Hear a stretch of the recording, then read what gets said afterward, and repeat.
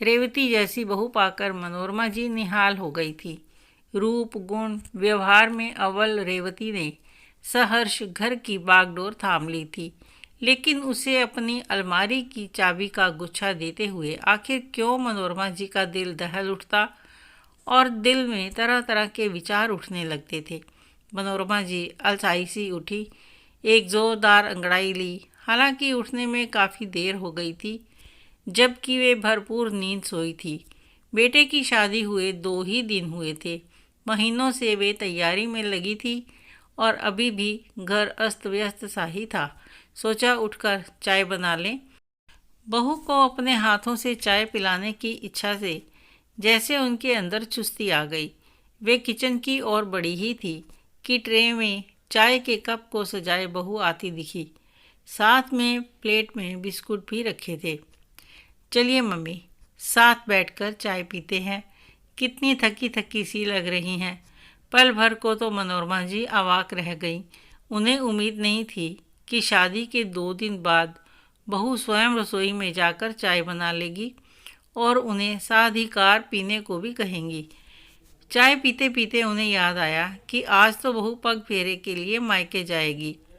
बेटा, कितने बजे आएंगे तुम्हारे भाई तुम्हें लेने? मम्मी, वे शाम तक ही आएंगे। आप बता दीजिए कि क्या बनाना है। और मम्मी, मायके भी तो कुछ लेकर जाना होगा।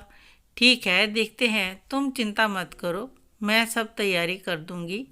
तुम जाकर तैयार हो जाओ। अभी 2 ही दिन हुए हैं तुम्हारी शादी को। अभी से काम की टेंशन मत लो। आस पड़ोस की औरतें और रिश्तेदार भी आएंगे तुम्हारी मुंह दिखाई करने। कम से कम हफ्ते भर तो यह सिलसिला चलेगा। मनोरमा जी ने अपनी बहू रेवती से कहा। थोड़ी देर बाद रेवती तैयार होकर आ गई। कितनी सुंदर लग रही है, मनोरमा जी ने मन ही मन सोचा। नयन नक्श, गठन और स्वभाव सब नपे तुले हैं। लगता ही नहीं कि उसे 2 ही दिन हुए हैं इस घर में आए।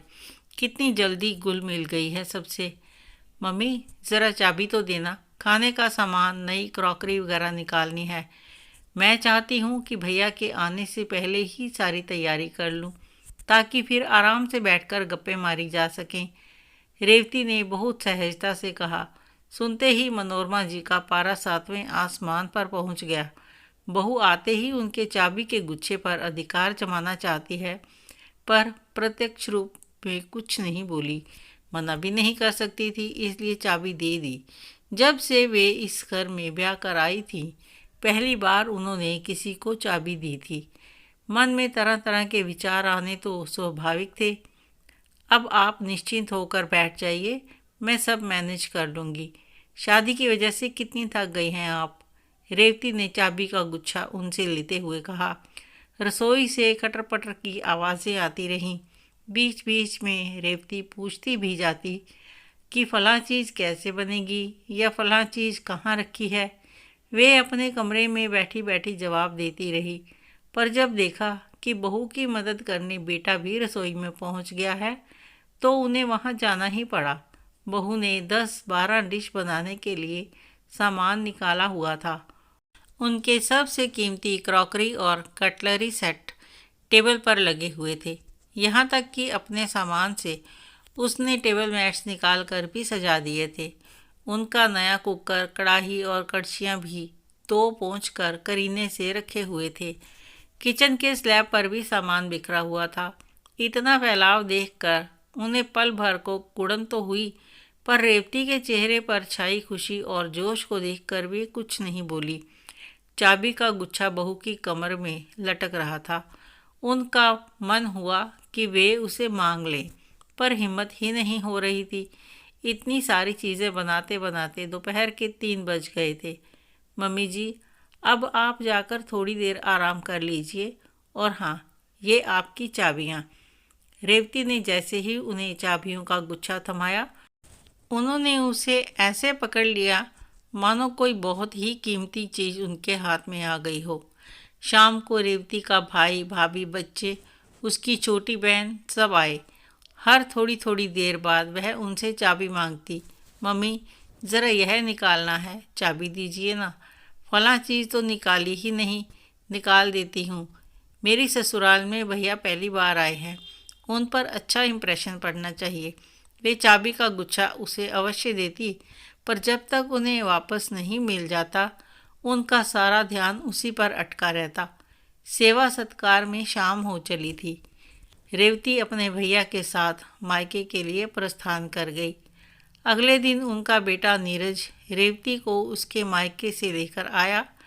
वह उनसे गले लगकर ऐसे मिली मानो उनसे पल भर की जुदाई बर्दाश्त ना हो।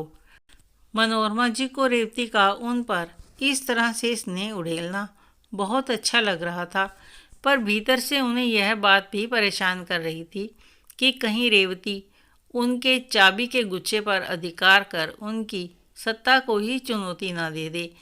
रेवती का खुले मन से इस घर को अपनाना उन्हें बहुत खुशी दे रहा था, लेकिन एक तरफ जहां उन्हें रेवती का चुलबुलापन और उसकी स्मार्टनेस अच्छी लग रही थी, वहीं दूसरी ओर डरा भी रही थी। कितने ही घरों में वो ऐसा होते देख चुकी थी कि बहू के आते ही बेटा तो पराया हो ही जाता है, साथ ही बहू सास को भी बिल्कुल कठपुतली बना देती है। मार्केट में उस दिन कांता ने भी तो उन्हें सतर्क किया था, संभल कर रहना मनोरमा, अब बहू आ गई है। आजकल की ये लड़कियां बिल्कुल मीठी छुरी होती हैं, लच्छेदार बातों में फंसाकर सब हथिया लेती हैं। तुम तो वैसे ही इतनी सीधी हो, कहीं ऐसा ना हो कि तुम्हें वह घर से ही बाहर कर दे। मनोरमा जी जब भी रेवती को देखती या उसके व्यवहार से खुश होती, उनका दिल यह सब मानने को तैयार ही नहीं होता था। रेवती उनका बहुत ध्यान रखती थी और उचित मान सम्मान देती थी। मम्मी, आज शाम को घूमने चलेंगे, सुबह ही रेवती ने उन्हें बता दिया था। उन्हें लगा कि कहीं पिक्चर वगैरह या डिनर का प्रोग्राम होगा, इसलिए प्रिंटेड सिल्क की साड़ी पहनकर वे तैयार हो गई। अरे मम्मी, यह साड़ी नहीं चलेगी, हम लोग डिस्को जा रहे हैं।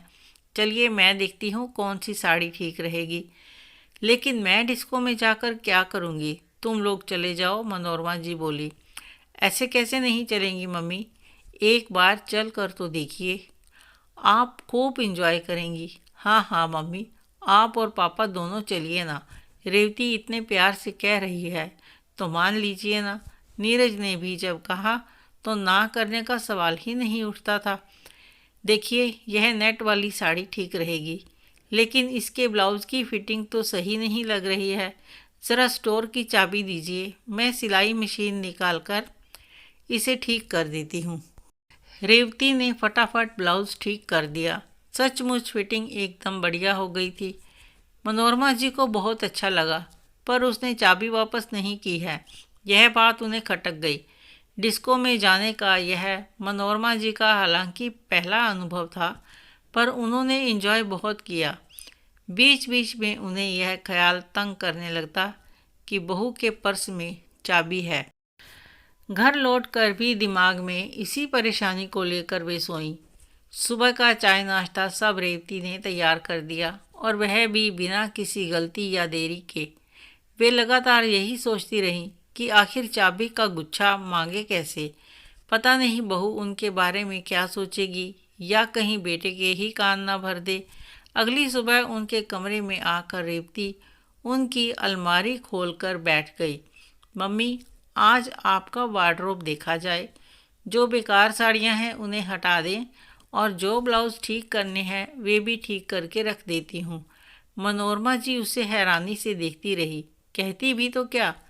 कुछ देर कटर पटर करने के बाद वह बोली, मम्मी बहुत थक गई हूँ, ज़रा चाय पिला दो। चाय बनाकर वे लोटी और ट्रे को कॉर्नर टेबल पर रख दिया। चाबी का गुच्छा वहीं रखा हुआ था। उसे देखते ही उनकी आंखों में चमक आ गई, लेकिन अब सवाल यह था कि वे उसे उठाए कैसे। तभी रेवती का मोबाइल बजा और वह बात करने के लिए अपने कमरे में चली गई। मनोरमा जी ने तुरंत चाबी का गुच्छा उठा लिया, अपनी अलमारी को ताला लगा दिया और निश्चिंत हो काम में लग गई। चाबी का गुच्छा हाथ में आते ही उन्हें लगा मानो जंग जीत ली हो। उसके बाद से मनोरमा जी थोड़ा ज़्यादा सतर्क हो गई। रेवती चाबी मांगती तो वे चाबी देने की बजाय खुद वहां जाकर ताला खोल देती। या उसके पीछे पीछे जाकर खड़ी हो जाती और खुद आगे बढ़कर ताला बंद कर देती। रेवती के प्यार और अपनेपन को देख मनोरमा जी का मन यह तो मानने को तैयार नहीं था कि वह उनका दिल दुखाने का या अपमान करने का इरादा रखती है। इसके बावजूद जब भी वह उनसे चाबी का गुच्छा मांगती तो उनके अंदर एक अजीब सी बेचैनी शुरू हो जाती। फिर उसे मांगने का बहाना तलाशने लगती। बेटा, स्टोर से कुछ निकालना है, ज़रा चाबी देना। रेवती झट से कहती, मम्मी आप क्यों तकलीफ़ करती हैं? बताइए क्या निकालना है, मैं निकाल देती हूँ। वह इतने भोलेपन से कहती कि मनोरमा जी कुछ कह ही नहीं पाती।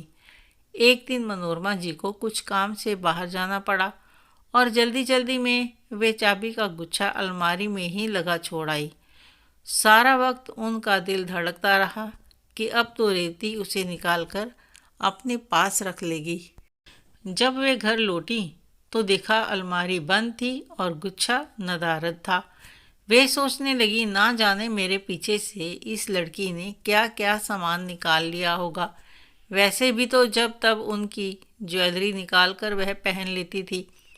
मम्मी, शाम को क्या खाना बनेगा? मैं और नीरज तो आज डिनर पर जा रहे हैं। आपका और पापा जी का ही खाना बनेगा।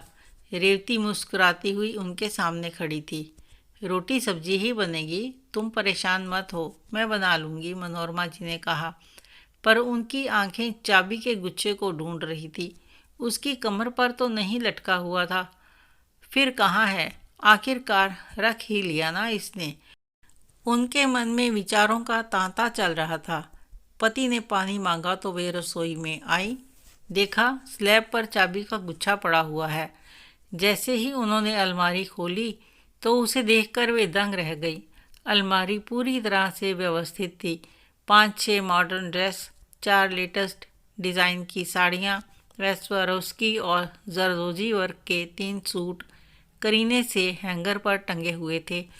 उनके गहने के डिब्बे लॉकर में एक लाइन से रखे हुए थे। अलमारी में डियो, परफ्यूम और कॉस्मेटिक की नई रेंज भी रखी हुई थी। सबसे नीचे की दराज खोली तो देखा कि 2 जोड़ी नई चप्पलें रखी हैं। ऐसा लग रहा था कि रेवती ने अपनी महीनों की कमाई से ये सारा सामान खरीदा और उनकी अलमारी की काया पलट की थी। मनोरमा जी वहीं बैठकर फूट फूट कर रोने लगी। सब लोग घबराकर उनके पास दौड़े आए। वे रोए जा रही थी पर किसी को बता नहीं सकती थी और रेवती उनसे ऐसे चिपक गई मानो उससे ही कोई भूल हो गई हो। वह समझ ही नहीं पा रही थी कि अलमारी ठीक करके उसने ऐसी कौन सी भूल हो गई कि मम्मी जी रोए जा रही हैं। मैं बता नहीं सकती, मैं बता नहीं सकती, मनोरमा जी लगातार यही कह रही थी और उनका चाबी का गुच्छा एक कोने में पड़ा था। आपको यह कहानी कैसी लगी कमेंट करके अवश्य बताएं। अच्छी लगी हो तो लाइक करें, शेयर करें, सब्सक्राइब अवश्य करें। धन्यवाद।